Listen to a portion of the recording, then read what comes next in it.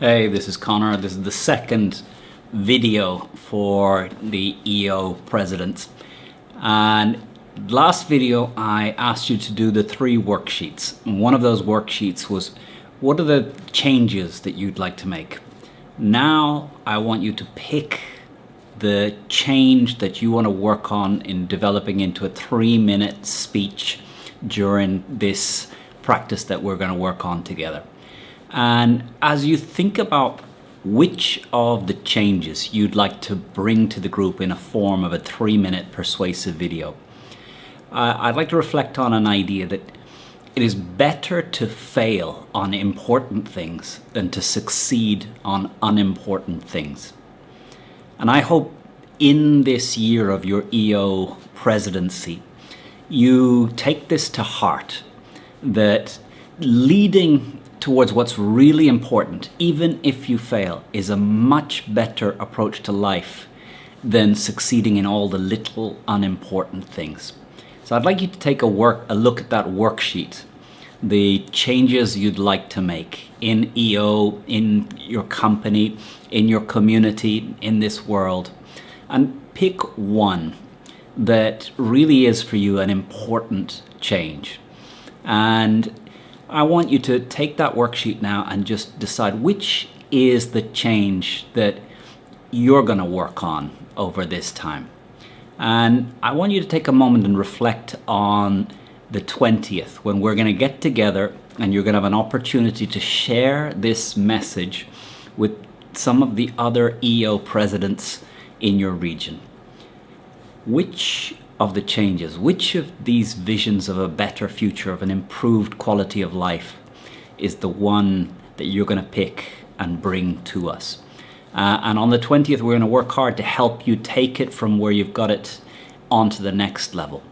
And for me, my interest is not that you give one excellent 3-minute speech, but through the exercises we'll work on, through the time we spend together, through the feedback that you get from the others that are part of this exercise, you systematize a process for how you take an idea from your head, you put it down on paper, you get some order to it, and then you share it with the world in a way that connects with the world. And there's a saying that the difference between a poor speech and a great speech. A poor speech is what I want to say. A great speech is what you need to hear. And now that you've picked the theme, what I want to work on today is, what does that theme mean to the people that are listening to you?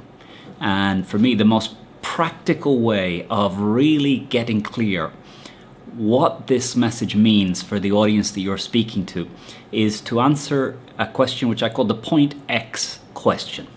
And the point X question, when you have finished speaking, what do you want the audience to do? And I want you to get really clear about what action that if people did after listening to your words for 3 minutes, it would be maybe the first step on a path towards the big change happening. What's something that is an action that is realistic, that's practical, that's something that if you asked up front, they might well say no, but if you are able to use the 3 minutes to really connect, to let them know who you are and why this is important, to lay out an argument of why this will make their lives better, that action becomes realistic. So what I'd like you to do is take a sheet of paper and up the top write the theme, the change that you want to make in the world, and just below it write this sentence: when I have finished speaking, my audience will. And put in an action. And it might be to donate money. It might be to volunteer. It might be to show up on a certain day. It might be to open their diary and block 2 hours on Sunday morning for a certain activity. But I want you to think about what action, small action, that if you can get people to do, it means that you've connected with them. And what is very powerful is when you can visualize an action and imagine what would it take for your audience to take this action. It forces you to think in the way Aristotle told us that we need to think if we're going to have an influence on the world. First thing you need to think is, what do they need to know in order to take this action? What arguments do I need to give? What data do I need to provide? What stories do I need to share? What information do they absolutely need in order to be able to take this action? Second, what do they need to believe about me? What do they need to think about my intention, my credibility? Why am I asking for this? Ethos. And third, what would they need to feel? What would they need to feel? What emotion needs to be part of them in order for when I request this action, that they want to take action? So for me, the most powerful way of getting out of your own head and into the minds, into the lives of the people that you're speaking to, is to write down these words. When I have finished speaking, my audience will, and put in an action that is real, that is concrete, that is practical, that if you close your eyes and imagine some of the people that will be in your audience, you can imagine them taking this action. And you know that if they take this action, it means that you have connected on these three levels: logos, ethos, and pathos. So your exercise for today is to stop and think about point X. When you finish speaking, what do you want the audience to do? And I believe most communication fails because the communicator is vague in what they want the audience to do. They have a general idea of it's a good thing, but they don't take the time to take this step and think about, what action do I want you to take? What action would really show that you've heard me? And the great thing here is when you're really clear on this action, if you give a speech and no one in the audience takes this action, it's a wonderful opportunity to get feedback. You ask the audience, what would you need to know in order to take this action? What would you need to believe about me, my credibility? Why am I involved in this to take this action? What would you need to feel? And if you get that, you can include it in the speech. And the second version, maybe you'll share it. And now some of the people in the audience take action.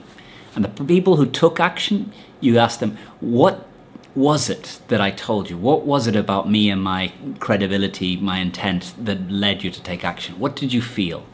And the people that didn't take action, what more do you need to know? What more do you need to know about me, who I am, and why this is important? What more would you need to feel in order for it to be real to you to take this action? And it's this process of being absolutely clear what success looks like and being really open to feedback. Our ego wants to give a great speech right now. But you as a leader, what's going to really transform your ability to persuade and be influential is not looking to give one great speech, but making sure that success today is not as important as a process of continually developing, continually learning about people, about what it would take to get them to take this action, and to take it in a way that they're not coerced into taking this action, but they choose to do it. Another of the sentences that I love to reflect on: people don't resist change, they resist being changed.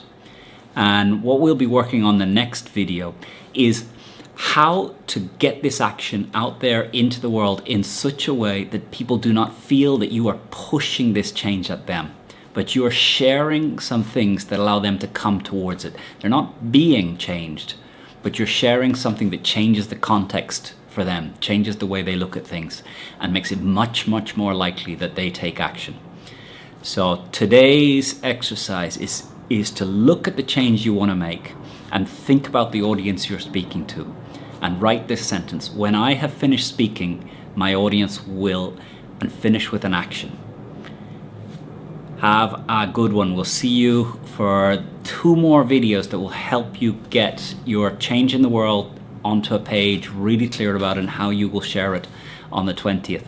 Have a good one.